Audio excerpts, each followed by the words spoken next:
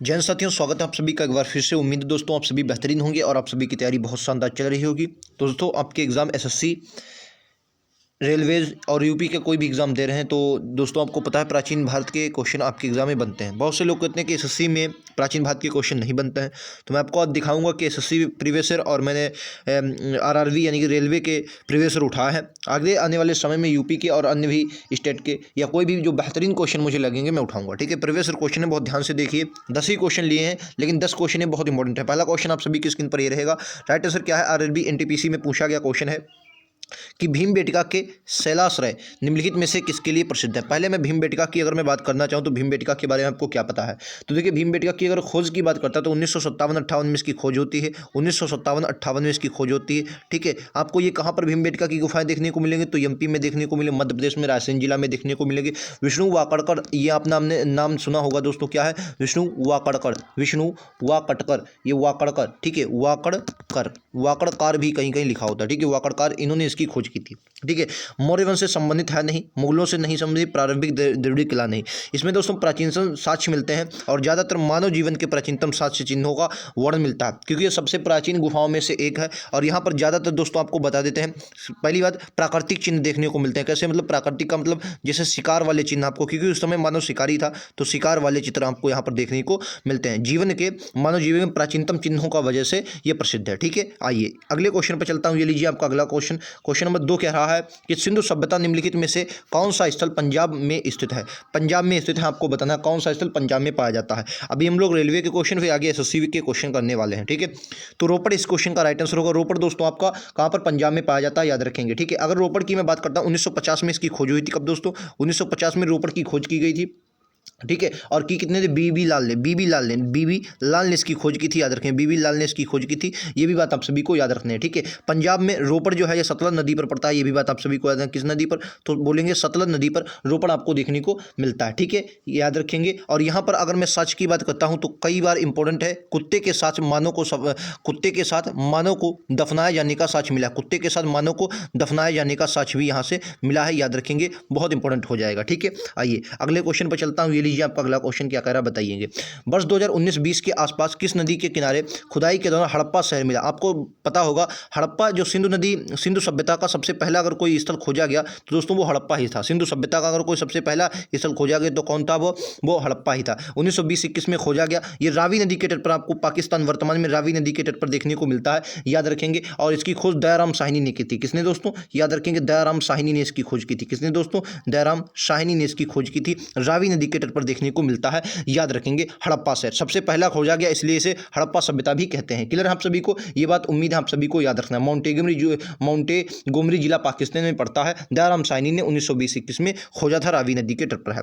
Next question क्या कह रहा है कि हड़प्पा सभ्यता का कौन सा शहर विशिष्ट रूप से मनके बनाना, सीप बनाना, धातु की वस्तुएं बनाना, मोहर बनाना और तराजू का निर्माण आदि कार्यों के लिए, शिल्प उत्पादन के लिए समर्पित था? तो राइट आंसर क्या है? मोहनजोदड़ो अपन लोग पढ़ चुके हैं, हड़प्पा भी अपने लोग पढ़ चुके हैं। राइट आंसर क्या होगा? चनहुदड़ो। राइट आंसर क्या हो जाएगा दोस्तों? चनहुदड़ो हो जाएगा, याद रखेंगे। चनहुदड़ो बहुत इंपॉर्टेंट है, इसमें मनके बनाने का साक्ष्य पूछा जाता है, याद रखेंगे, याद रखेंगे, इंपॉर्टेंट है। ठीक है, और ये मोहनजोदड़ो के आसपास ही, मोहनजोदड़ो से वही 80 मील के आसपास दक्षिण में चनहुदड़ो पड़ता है। ये भी याद रखेंगे, ये भी सिंधु नदी के तट पर है। किस नदी के तट पर है? तो क्या बोलेंगे? सिंधु नदी के तट पर पड़ता है। किस नदी के तट पर है? तो बोलेंगे सिंधु नदी के तट पर दोस्तों ये देखने को मिलता है। अगर इसकी मैं खोज की बात करता तो 1931 में इसकी खोज होती है। 1931 में इसकी खोज होती है और इसकी खोज की किसने थी? तो एम ए मजूमदार ने। किसके दोस्तों?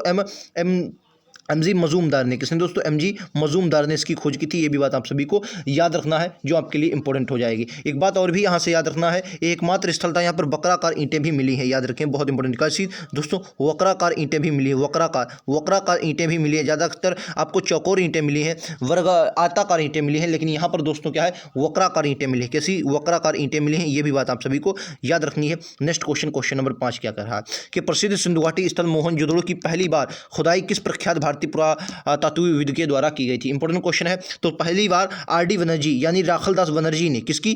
क्वेश्चन पूछ रहा है कि प्रसिद्ध सिंधु घाटी स्थल मोहनजोदड़ो की। तो मोहनजोदड़ो की अगर मैं बात करता हूँ 1900, देखो सबसे पहले 1921 में जो खोजा गया था तो वो हड़प्पा था, लेकिन 1922 में मोहनजोदड़ो खोजा गया, याद रखेंगे। 1922 में मोहनजोदड़ो खोजा गया। ये किस नदी के तट पर है? तो आपको याद रखना, मोहनजोदड़ो ये भी सिंधु नदी के तट पर है। ये किसने, ये सिंधु नदी के तट पर देखने को मिलता है, याद रखेंगे मोहनजोदड़ो। राखालदास बनर्जी, आर.डी. बनर्जी लिखा है, इनका पूरा नाम दोस्तों क्या, रखालदास बनर्जी हो जाएगा। रखालदास बनर्जी इनका पूरा नाम हो जाएगा, याद रखेंगे राखालदास बनर्जी इनका पूरा नाम हो जाएगा। 1922 में खोजा गया सिंधु नदी के तट पर, पता वर्तमान में पाकिस्तान में आपको देखने को मिलता है। बाकी अगर इसके और भी मोहनजोदड़ो की बात करें, इसके साक्ष्यों की बात करें, तो सबसे इंपॉर्टेंट यहाँ पर विशाल स्नानागार मिला है, स्नानागार जो मिला है, स्नानागार मिला है, इंपॉर्टेंट है। अन्नागार भी मिला है, याद रखेंगे, बहुत इंपॉर्टेंट है। अन्नागार भी यहाँ से देखने को हमें मिलता है, जो आपके एग्जाम में पूछा जाएगा। आइए अगले क्वेश्चन पर चलते हैं। एस आर राव बहुत इंपॉर्टेंट है। लोथल की खोज की थी इन्होंने, याद रखेंगे, लोथल की 1951 में खोज की थी एस आर राव ने। दयाराम साहनी हमने देखा, हड़प्पा की खोज की थी, किसने,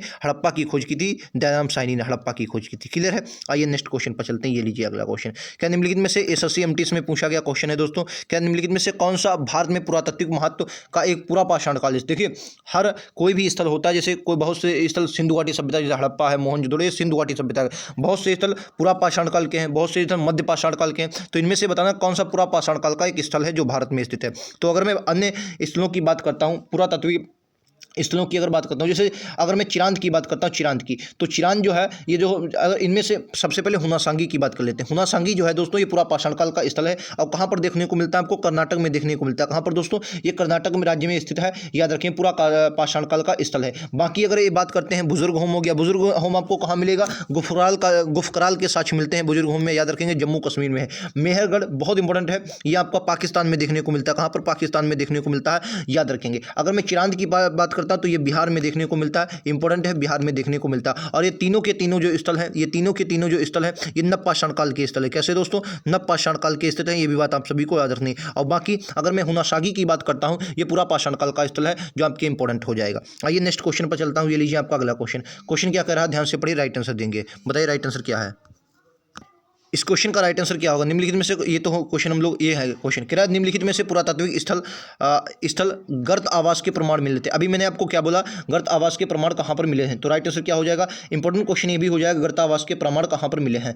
राइट आंसर क्या होगा, कौन सा आवास स्थल गर्त आवास के साथ मिले, तो बुजुर्ग होम से। बुजुर्ग होम कहाँ पर देखने को मिलेगा, जम्मू कश्मीर में आपको देखने को मिलता है, JNK में देखने को मिलता है बुजुर्ग होम, याद रखेंगे। यहाँ से आपको बुजुर्ग होम से क्या मिलता है, ये जम्मू कश्मीर राज्य में ऐतिहासिक है, यहाँ पर प्राचीन भूमिगत गर्त आवास के साक्ष्य मिलते हैं। क्लियर, आप सभी को याद रखेंगे। आइए अगले क्वेश्चन पर चलता हूँ। ये लीजिए अगला क्वेश्चन। क्वेश्चन कह रहा है, निम्नलिखित में से सिंधु घाटी सभ्यता का कौन सा स्थल है जो सिंधु नदी के तट पर स्थित नहीं है, सिंधु नदी के तट पर स्थित नहीं है। देखिए अगर मैं बात करता हूँ, कुर्जी सिंधु नदी के तट पर है, मोहनजोदड़ो हमने पढ़ा सिंधु नदी के तट पर है, चनोदड़ो भी हमने पढ़ा सिंधु नदी के तट पर है, और रोपड़ भी हम पढ़ चुके हैं, जो कौन सी नदी के तट पर है, पंजाब में पड़ता है, सतलज नदी के तट पर है। किस पर दोस्तों, सतलज नदी पर पड़ता है, याद रखेंगे, सतलज नदी पर पड़ता है, याद रखेंगे, इंपॉर्टेंट है, आप सभी को उम्मीद है समझ में आ रहा होगा। नेक्स्ट क्वेश्चन पर चलते हैं, नवा क्वेश्चन। क्या लोह युग या एक नाम इसलिए दिया गया क्योंकि इस समय के दौरान मध्य पूर्व एशिया, दक्षिण यूरोप में औजारों और हथियारों के मुख्य रूप से डेस की जगह लोहे का इस्तेमाल होने लगा। देखो अगर आप सिंधु घाटी सभ्यता में पढ़ते हैं, सिंधु घाटी सभ्यता में आप देखते हैं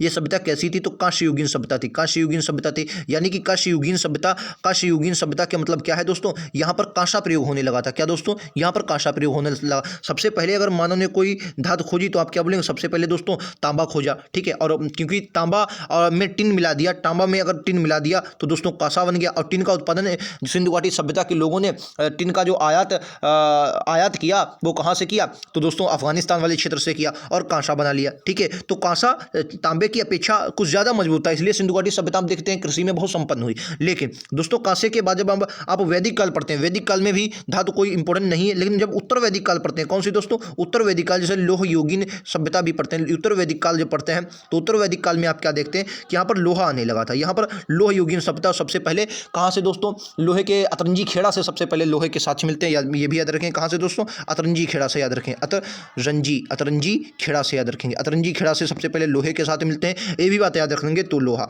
तो किसकी जगह पर भैया, पहले कौन सा चलता, मैंने क्या बोला, सबसे पहले दोस्तों तांबा आया, सबसे पहले क्या आया, तांबा में टिन मिला दिया, फिर क्या आया, कांसा, और कांसे को परिवर्तित कर दिया किसने, लोहे ने, फिर कांसे के बाद क्या आया दोस्तों, लोहा आया। तो राइट आंसर क्या होगा, कांसे की जगह पर लोहे का प्रयोग होना। क्या औजारों के जगह मुख्य रूप से कांसे की जगह लोहे का इस्तेमाल हुआ, किसकी जगह पर, कांसे की जगह पर। उम्मीद है आपको समझ में आया होगा। आज का लास्ट क्वेश्चन मात्र 10 ही क्वेश्चन है, और उम्मीद है प्राचीन भारत के कई भी क्वेश्चन आपको यहाँ से कंप्लीट हुए होंगे, क्योंकि मैं विस्तार के साथ पढ़ा रहा हूँ।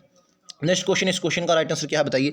निम्नलिखित में से किस नदी का प्राचीन नाम विपाशा है। जितनी भी नदियां हैं सभी का मैं प्राचीन नाम आपको बता देता हूं, ठीक है। जैसे विपाशा अगर मैं बात करता हूं, व्यास का पुराना नाम क्या है, विपाशा। सतलज को सतुद्री कहते थे, क्या बोलते थे दोस्तों, सतुद्री, सतुद्री, ठीक है। सतलज को पुराना नाम सतुद्री था। चिनाब का दोस्तों रावी का, रावी का क्या हो जाएगा, तो रावी की अगर बात करें परुष्णी, परुष्णी किसका था, परुष्णी रावी का था, परुष्णी किसका था, तो परुष्णी रावी का था। चिनाव का अश्किनी, अश्किनी किसका था दोस्तों, चिनाव का था, अश्किनी, अश्किनी किसका था, चिनाव का। वितिस्ता, वितिस्ता विपाशा हमने कर लिया। झेलम का क्या हो जाएगा, झेलम का वितिस्ता था, वितिस्ता किसका था, वितिस्ता, वितिस्ता जो था ये प्राचीन नाम दोस्तों किसका था, झेलम का था। ये किसका था दोस्तों, झेलम का था, याद रखें, वितिस्ता झेलम का था, ठीक है। सदा नीरा बहुत इंपॉर्टेंट है, सदा नीरा ये प्राचीन नाम है, सदा नीरा, सदा नीरा ये किसका प्राचीन नाम था, तो याद रखेंगे सदा नीरा गंडक नदी, जो वर्तमान में गंडक आप पढ़ते हैं, गंडक नदी का प्राचीन नाम क्या था, सदा नीरा था, ठीक है। गोमती नदी, गोमल, गोमल ये प्राचीन नाम किसका था, तो गोमल तो आप लगा सकते हैं गोमती का है, किसका दोस्तों, ये गोमती का प्राचीन नाम था, ये भी बात आप सभी को याद है, गोमती का प्राचीन नाम था। और कोई बच्चा अश्विनी हो गया, रावी हो गया, परशुनी, सभी नदियां लगभग हमने, और सिंधु को मतलब सिंधु ही कहते थे पहले, कई इसके नाम हैं जो आपको आगे आने वाले समय पता चलते रहेंगे, ठीक है। तो ये क्वेश्चन हमने 10 क्वेश्चन किए, उम्मीद है प्राचीन भारत सिंधु सभ्यता और पाषाण काल के 10 क्वेश्चन ही आपको समझ में आए होंगे। एक दो क्वेश्चन इसमें हमने वैदिक सभ्यता से भी उठाए हैं। 10 में से आपका स्कोर कितना रहा कमेंट बॉक्स में जरूर बताएं। ऐसे लगातार क्वेश्चन मैं आपको देता रहूंगा, जो प्रीवियस ईयर क्वेश्चन है, चाहे वो एसएससी के हों, चाहे वो रेलवेज के हों, चाहे यूपी एग्जाम के किसी भी एग्जाम को। अगर दोस्तों लगातार आप तैयारी करना चाहते हैं तो जरूर चैनल को सब्सक्राइब कर लें। मिलते हैं अगली वीडियो में, आज के लिए इतना ही। थैंक यू दोस्तों, जय हिंद, जय भारत।